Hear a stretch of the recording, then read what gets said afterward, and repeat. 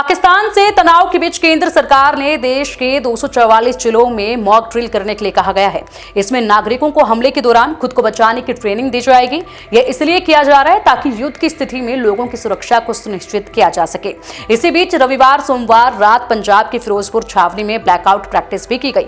इस दौरान गाँव और मोहल्लों में रात 9 बजे से लेकर 9:30 बजे तक बिजली बंद रखी गई। लगातार 30 मिनट तक हूटर बजते रहे। यहाँ पर प्रशासन ने पहले ही लोगों से घरों से बाहर न निकलने के लिए अनुरोध किया था, क्योंकि यह मॉक ड्रिल थी। अब मॉक ड्रिल और ब्लैकआउट एक्सरसाइज आखिरकार है क्या, ये हम आपको बताते हैं। मॉक ड्रिल यानी कि एक तरह की प्रैक्टिस जिसमें यह देखा जाता है कि अगर कोई इमरजेंसी हो जाए, एयर स्ट्राइक हो जाए या बम हमला हो, तो आम लोग और प्रशासन इस पर कितनी जल्दी और कैसे रिएक्ट करते हैं। वहीं ब्लैकआउट एक्सरसाइज का मतलब यह है कि एक समय के लिए पूरे इलाके की लाइटों को बंद कर देना। इसका मकसद यह होता है कि अगर दुश्मन देश हमला करे तो इलाके को अंधेरे में कैसे सुरक्षित रखा जा सकता है। इससे दुश्मन को निशाना साधने में मुश्किल होती है। चलिए अब आपको बताते हैं कि इससे पहले देश में इस तरह की मॉक ड्रिल कब हुई थी और क्यों उसकी जरूरत पड़ी थी। देश में पिछली बार भारत सरकार ने 54 साल पहले सन 1971 में ऐसी मॉक ड्रिल करने को कहा था। तब भारत और पाकिस्तान के बीच में युद्ध हुआ था। उस जंग ने पाकिस्तान की तस्वीर बदल दी थी। उसके दो फाड़ हो गए थे और बांग्लादेश के रूप में एक आजाद मुल्क की स्थापना हुई थी।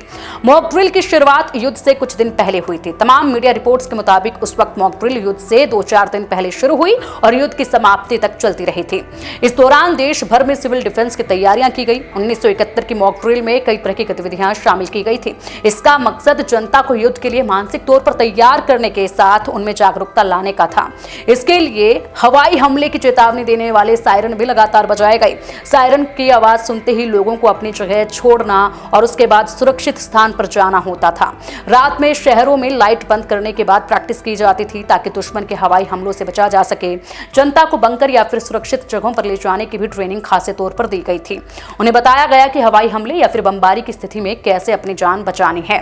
सन 1971 में मॉक ड्रिल पूरे देश में आयोजित की गई थी, लेकिन खास तौर पर उन इलाकों पर ज्यादा ध्यान दिया गया था जो रणनीतिक रूप से महत्वपूर्ण थे या फिर पाकिस्तान की सीमा से सटे हुए थे, जैसे कि पश्चिम बंगाल और पूर्वातर और पंजाब और जम्मू कश्मीर में मॉक ड्रिल पर ज्यादा फोकस किया गया था। इसके साथ ही दिल्ली, कोलकाता, मुंबई और चेन्नई जैसे बड़े शहरों में भी मॉक ड्रिल की गई, क्योंकि ये शहर रणनीतिक और आर्थिक तौर पर काफी महत्वपूर्ण थे। चलिए अब आपको बताते हैं कि किस किस देश में कब कब मॉक ड्रिल इससे पहले हुई थी और कैसे मॉक ड्रिल कराई जाती थी।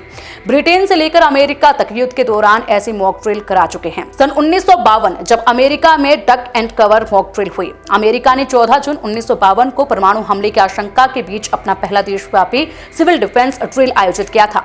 इसे डक एंड कवर नाम दिया गया था। इसमें स्कूल और सार्वजनिक स्थानों में अलर्ट सायरन बजाकर बच्चों और नागरिकों को मेज के नीचे छिपकर अपने हथेली से सर को ढकना और फिर हथेली से सिर को कवर करने का पूरी तरीके से प्रोसेस बताया गया था।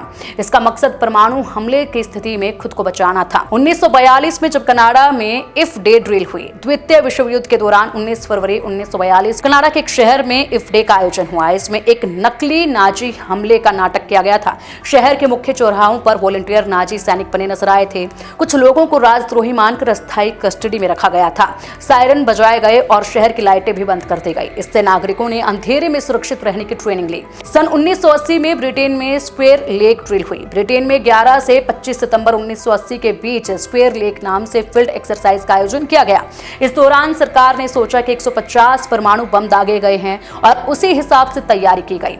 पूरी तरीके से ये तैयारियां हुई और पूरे देश में एयर रेड सायरन बजाए गए ताकि लोग खतरे से तुरंत सावधान हो सके।